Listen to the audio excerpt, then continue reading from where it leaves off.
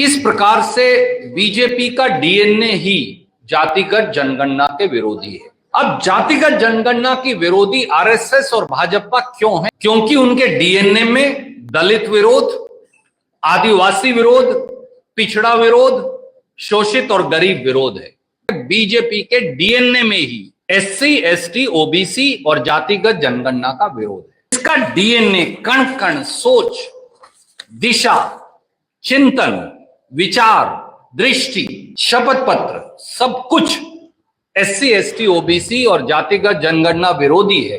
ये वही नरेंद्र मोदी जी तो हैं जो जातिगत जनगणना मांगने वालों को अर्बन नक्सल कहा करते थे। किस प्रकार से बीजेपी का डीएनए ही जातिगत जनगणना के विरोधी है। किस प्रकार से वर्षों तक श्रीमान नरेंद्र मोदी जी ने और बीजेपी ने सुप्रीम कोर्ट से लेकर सड़क तक गरीबों, दलितों, वंचितों, शोषितों, पिछड़ों को उनकी गिनती तक के अधिकार से वंचित किया और भविष्य का आईना क्या है, संक्षिप्त में यह बात मैं आज आपसे करूंगा। साथियों, जातिगत जनगणना वक्त की मांग भी है और सामाजिक न्याय की धुरी भी। गरीबों और मेहनत कशों के दो नारे, जितनी आबादी उतना हक, जितनी आबादी है हमारी उतनी हिस्सेदारी हो हमारी। ये दो नारे हैं जो बार बार आम जनमानस के मुख से हमें सुनते हैं। इसलिए जातिगत जनगणना जो है वो सामाजिक बदलाव और समानता दोनों का उद्घोष है, जिसका समय आ गया है। कांग्रेस और जातिगत जनगणना का क्या रिश्ता है? सच्चाई यह है कि कांग्रेस का सामाजिक न्याय और जातिगत जनगणना एक ही सिक्के के दो पहलू हैं। भारतीय राष्ट्रीय कांग्रेस की सामाजिक न्याय की सोच के केंद्र बिंदु में सदैव जातिगत जनगणना का भाव रहा है और कांग्रेस की इसी सोच के चलते इस देश में आजादी के बाद पहली बार यूपीए कांग्रेस की सरकार ने 19 मई 2011 को देश में जातिगत जनगणना करवाने का निर्णय लिया। दो विभागों को जिम्मेवारी दी, डिपार्टमेंट ऑफ पॉवर्टी एलिविएशन और जो अर्बन डेवलपमेंट है, शहर और गांव की जातिगत जनगणना की। यह रिपोर्ट 3 जुलाई 2015 को, 19 मई 2011 को निर्णय हुआ, शुरुआत हो गई। 3 जुलाई 2015 को रिपोर्ट आ गई। परंतु एक षड्यंत्र के तहत प्रधानमंत्री मोदी और मोदी सरकार ने, और उसमें उनके सारे मित्र दल भी शामिल हैं जो यहां बड़ी बड़ी बातें करते हैं, बिहार में वो भी, उन्होंने एक षड्यंत्र के तहत जातिगत जनगणना की उस गिनती को, उन सब आंकड़ों को कूड़ेदान में डाल दिया। तब से आज तक अध्यक्ष जी कह रहे थे 2.5 वर्ष, अध्यक्ष जी मैं दुरुस्त करूंगा, ये 2011 में लड़ाई शुरू हुई, 25 में आ गए। ये लड़ाई 15 साल से चल रही है और 11 साल से श्री राहुल गांधी इसे एक मिशन बनाकर अपने जीवन का इस जातिगत जनगणना की लड़ाई और संघर्ष को लड़ रहे हैं। अब जातिगत जनगणना की विरोधी आरएसएस और भाजपा क्यों है, हम क्यों कहते हैं? क्या ये राजनीति है क्योंकि हम उनके विरोधी हैं, या इसमें कुछ सार्थक बात है, वास्तविकता है? क्योंकि आप तो इसका आकलन कर लेंगे, हम तो कुछ भी कहें। भाजपा और आरएसएस दोनों पहले दिन से जातिगत जनगणना के विरोधी हैं। क्यों? क्योंकि उनके डीएनए में दलित विरोध, आदिवासी विरोध, पिछड़ा विरोध, शोषित और गरीब विरोध है। इसलिए वो जातिगत जनगणना के विरोधी हैं। उन्होंने 2011 की जातिगत जनगणना की रिपोर्ट को खारिज कर कूड़ेदान में डाल ये साबित कर दिखाया। उन्होंने सार्वजनिक तौर से जातिगत जनगणना का विरोध किया।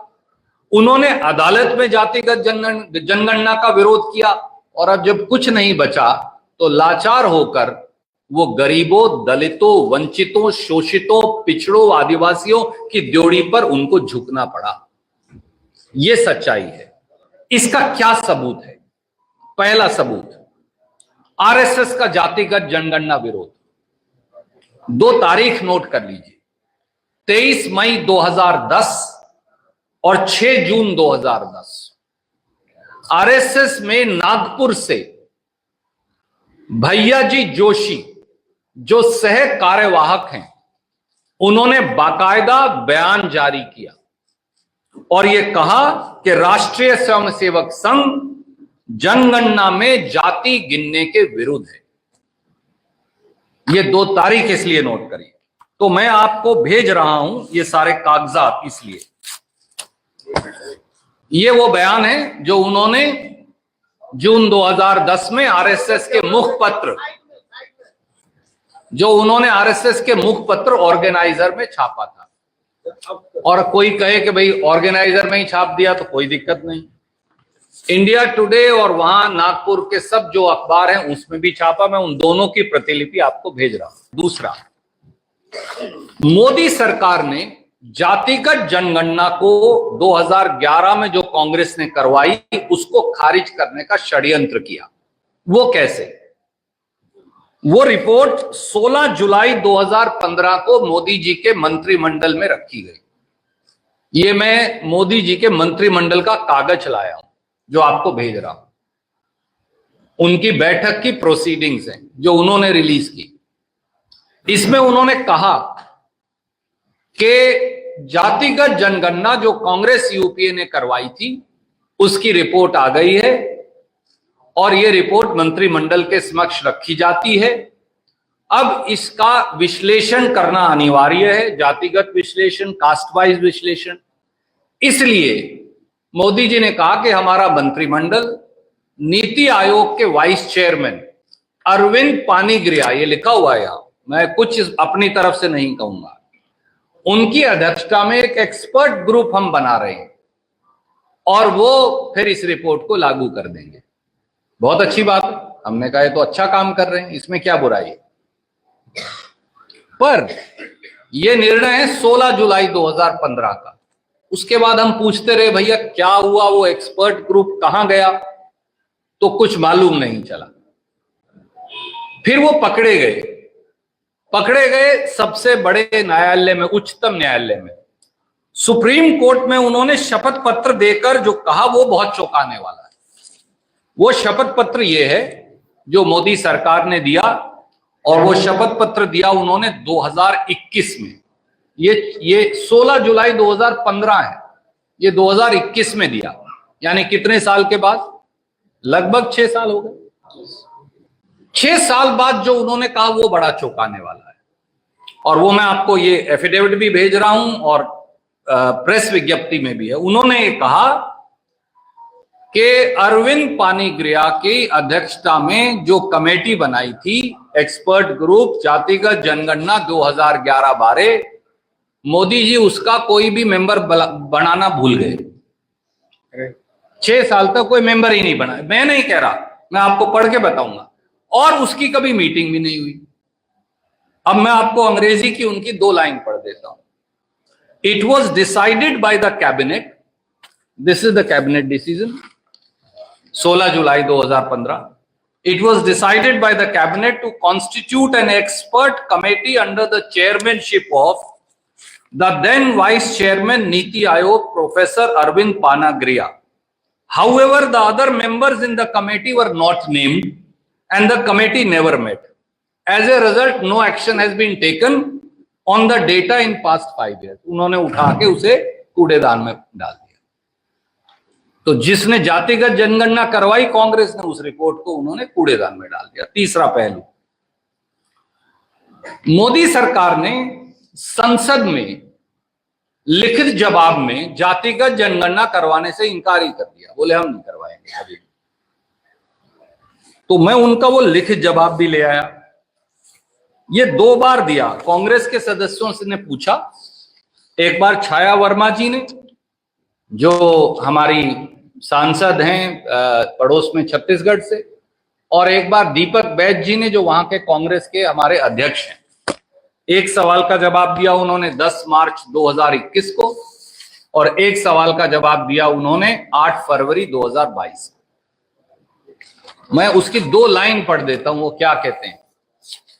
उन्होंने कहा, union of India after independence decided as a matter of policy not to enumerate caste wise population, यानी हम नहीं करवाएंगे, यही दोबारा फिर दे दिया। तो ये उन्होंने संसद के पटल पर कहा कि हम नहीं करवाएंगे। चलिए, फिर भी शायद मन बदल जाता।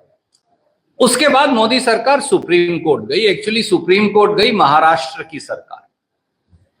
महाराष्ट्र में जब सांझी सरकार थी, शिवसेना के मुख्यमंत्री थे उद्धव ठाकरे साहब, तो हम वहां गए और कहा कि हम पिछड़ों की आबादी के आधार पर महाराष्ट्र में आरक्षण देना चाहते हैं पंचायती राज संस्थाओं में। उसके लिए जाति का डेटा चाहिए। वो डेटा ऑलरेडी उपलब्ध है, क्योंकि 2011 में जातिगत जनगणना हो गई, तो वो हमें दे दीजिए। उन्होंने कहा हम नहीं देंगे। तो पहली, कभी होता है देश में कि प्रांत की सरकार ने देश की सरकार पर मुकदमा कर दिया। केस का नाम ही है स्टेट ऑफ महाराष्ट्र बनाम यूनियन ऑफ इंडिया। वहां अब मोदी जी को शपथ पत्र देना पड़ा। जब उन्होंने शपथ पत्र दिया तो आप आश्चर्यचकित रह जाएंगे, उन्होंने वहां 5 बातें लिखकर शपथ पत्र में कही, और वो शपथ पत्र मैं आपको भेज रहा हूं। उन्होंने साइन करके दिया। ये मोदी जी का शपथ पत्र है। इसमें क्या कहा? पहली बात उन्होंने कही, जनगणना के साथ जातिगत जनगणना करवाना सही नहीं है, और ऐसा करवाया तो जनगणना के आंकड़े ही गलत हो जाएंगे। और यह भी कह दिया कि जब पहले भी आप करवाया करते थे 1931 से तक, तब भी वो सारे आंकड़े गलत थे, उनको भी खारिज कर दिया। तो पहली बात कही कि जनगणना जब करवाएंगे, सेंसस करवाएंगे, तो उसमें जातिगत जनगणना नहीं करवाएंगे। दूसरी बात फिर कहा, और ये 2021 में कह रहे हैं, 25 में नहीं, ये भी है, ये एफिडेविट जो है ये 21 सितंबर 2021 का है। उसमें ये कहा कि हमने सब तैयारी कर ली है जनगणना 2021, क्योंकि 21 में ड्यू थी, वो तो अभी हुई नहीं है, इसलिए अब उसमें जाति ऐड नहीं की जा सकती। ये उसके पैरा 17-18 में कहा, मैं लिखकर भेज रहा हूं।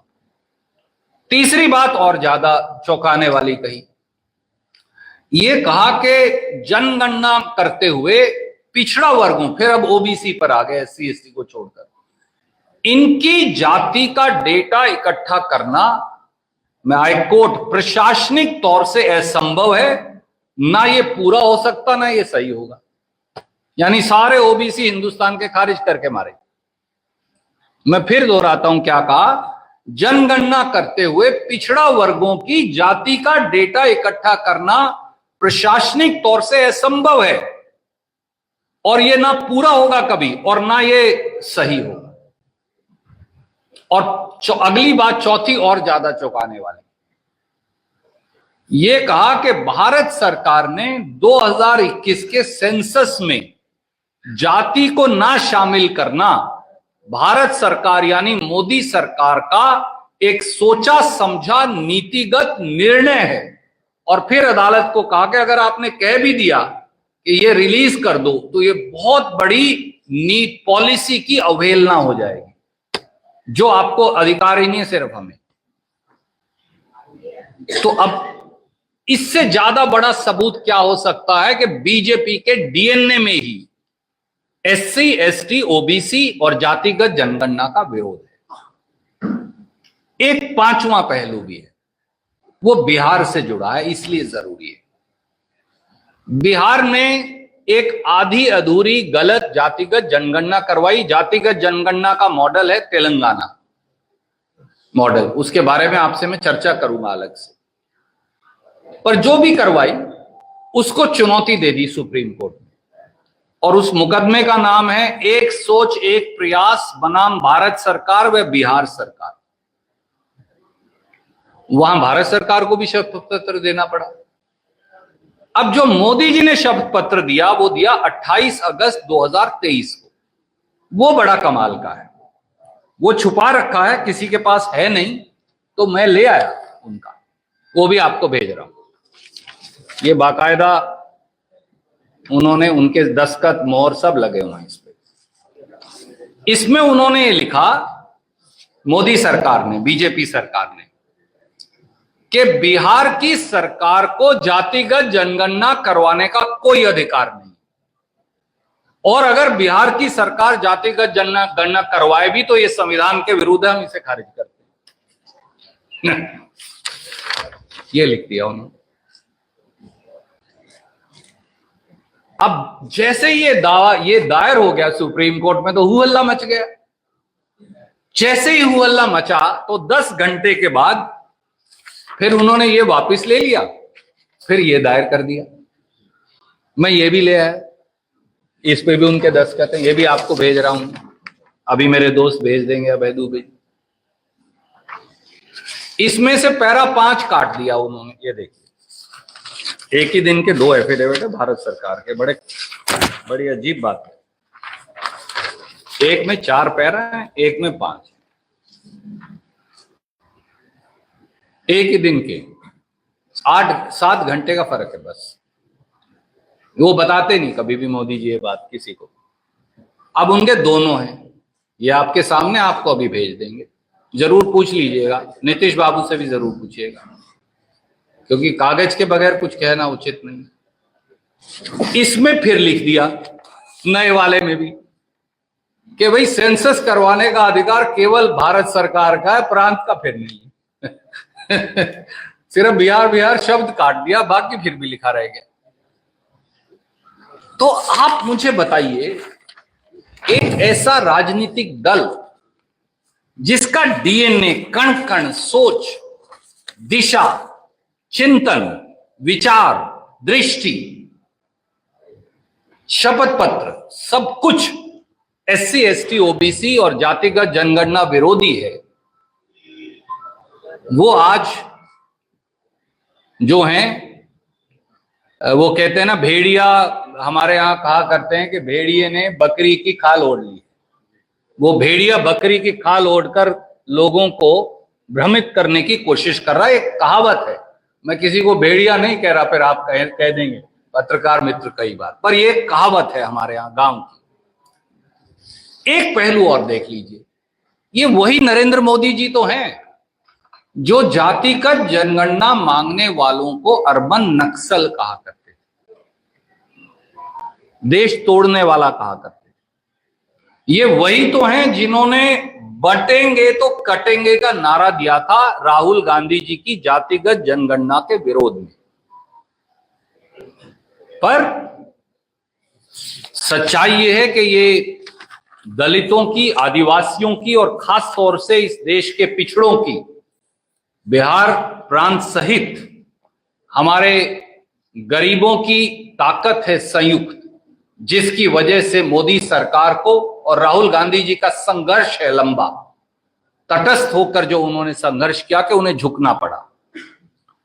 तो हमारा अब केवल आपसे यह कहना है साथियों कि श्री मल्लिकार्जुन खड़गे, श्री राहुल गांधी जी और कांग्रेस पार्टी ने 2019 लोकसभा, 2024 लोकसभा दोनों चुनावी घोषणा पत्रों में यह मांग प्रमुखता से रखी।